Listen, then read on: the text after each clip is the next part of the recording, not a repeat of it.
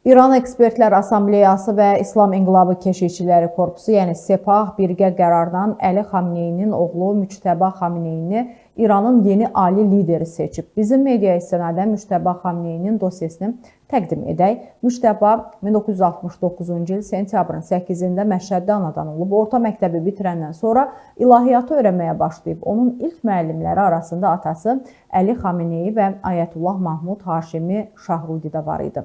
1999-cu ildə din xadimi kimi ixtisaslaşmaq üçün Qumda təhsilini davam etdirib. Orada Məhəmməd Təqib, Məhsbah Yəzdi, Ayətullah Lütfullah Safi, Qolpayaqani və Məhəmməd Baqir Xərazi kimi tanınmış din xadimlərindən dərs alıb. O 1987-88-ci illərdə İran-İraq müharibəsində iştirak edib. Müçtəba həmçinin 2009-cu ildə seçkilərlə bağlı kütləvi etirazları yatırmaq üçün istifadə edilən bəsic məclislərinə nəzarət edib.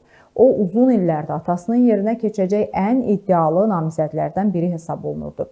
Müçtəba Sepah liderləri arasında böyük nüfuza malikdir. Müçtəba Xameneyi bir vaxtlar İran prezidenti Mahmud Əhməd-Nijada yaxınlığı ilə seçilib. 2005-ci eləcə də 2009-cu ildə prezident seçkilərində onu dəstəkləyib. 2009-cu ilin iyununda baş verən Yaşıl Hərəkat zamanı hökumət əleyhinə nümayişçilərə qarşı repressiyaların təşkilində onun əsas fiqur rolunu oynadığı güman edilir.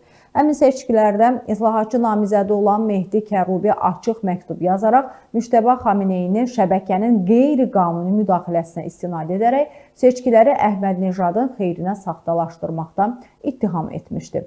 Müçtəba 2004-cü ildə Zəhra Hadad Adil, yəni keçmiş parlament spikerinin qızı ilə evlənib və onların bir övladı var.